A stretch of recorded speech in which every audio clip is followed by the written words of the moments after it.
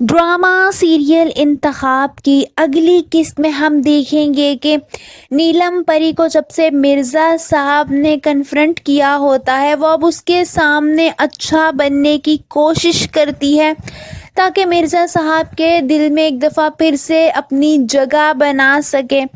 वो नमाज़ पढ़ रही होती है जब मिर्ज़ा साहब उसे नमाज़ पढ़ता देखकर बहुत खुश होते हैं।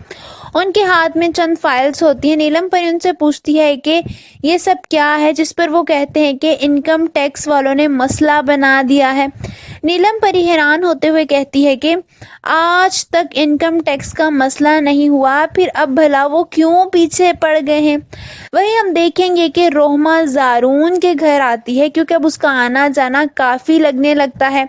वो उसकी वालिदा से मिलती है, ज़ारून भी वहाँ बैठा होता है। जब मोहिनी आ जाती है ये सब कुछ देखकर तो उसे आग ही लग जाती है। उसे तो वैसे ही रोहमा पसंद नहीं होती। वो गुस्से से कमरे में जाती है और रोहमा को खूब बातें सुनाने लगती है। वो उसे बातें सुनाते हुए इंतहाई सफाकियत भरे लहजे में कहती है कि मैंने मना किया था ना कि तुम इस घर में नहीं आओगी, फिर क्यों तुम आई हो प्लास्टिक की चुड़ैल। जिस पर रोहमा भी उसे अच्छी खासी बातें सुनाती है। ज़ारून को भी ये बात अच्छी नहीं लगती क्योंकि वो मोहिनी की फितरत से अच्छी तरह वाकिफ़ होता है। दूसरी तरफ रोहमा जब घर जाती है तो साशा से कहती है कि मोहिनी की फितरत ही ऐसी है, पता नहीं ज़ारून उसे कैसे बर्दाश्त कर रहा है। जिस पर साशा भी मोहिनी के काफ़ी ख़िलाफ़ बोलती है और कहती है कि बस ये ज़ारून की मजबूरी है, उससे मोहिनी के आगे कुछ नज़र ही नहीं आता।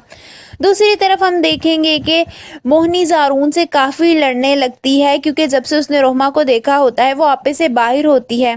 ज़ारून कमरे में जाता है जब वो उसे काफ़ी बातें सुनाती है।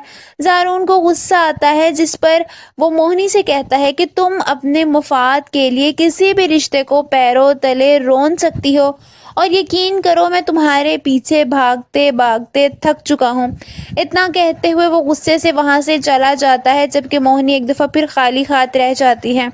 आप सबको क्या लगता है, क्या इस दफ़ा वाकई ज़ारून के दिल से मोहिनी उतर जाएगी? कमेंट्स में अपनी राय का इजहार ज़रूर कीजिए।